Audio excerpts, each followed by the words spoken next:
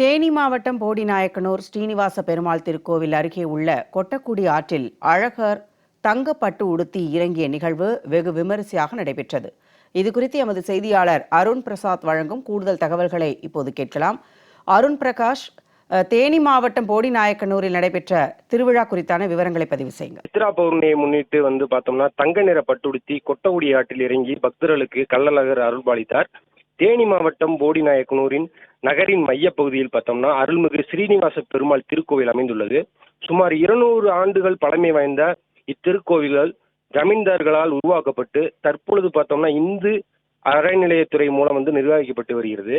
இந்த நிலையில் இன்று சித்ரா பௌர்ணமியை முன்னிட்டு இக்கோவிலில் அழகர் ஆற்றில் இறங்கும் வைபவம் வெகு விமர்சையாக நடைபெற்றது. இதனால் பார்த்தோம்னா இன்று காலையிலேயே சீனிவாச பெருமாளுக்கு தங்க கவசம் அணிவிக்கப்பட்டு சிறப்பு அலங்காரம் செய்யப்பட்டது.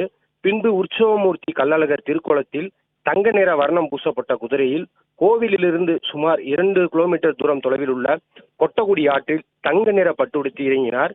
இதை ஏராளமான பக்தர்கள் குவிந்து கோவிந்தா நாராயணா என்ற கோஷங்கள் முழங்க சூரியனுக்கு உகந்த தங்க நிற பட்டுடுத்தி கொட்டகுடி ஆற்றில் இறங்கிய அழகரை வழிபட்டனர். பின்பு அங்கிருந்து ஏராளமான பக்தர்கள் விரதம் இருந்து சாட்டையடித்து தீப்பந்தம் ஏந்தி ஆடி நேர்த்தி கடன் செலுத்தினர்.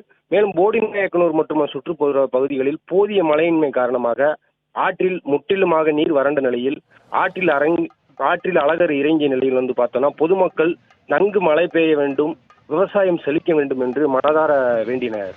போடிநாயக்கனூர் ஸ்ரீனிவாச பெருமாள் கோவில் திருவிழா குறித்த விவரங்களோடு இணைந்தமைக்கு நன்றி அருண் பிரசாத்.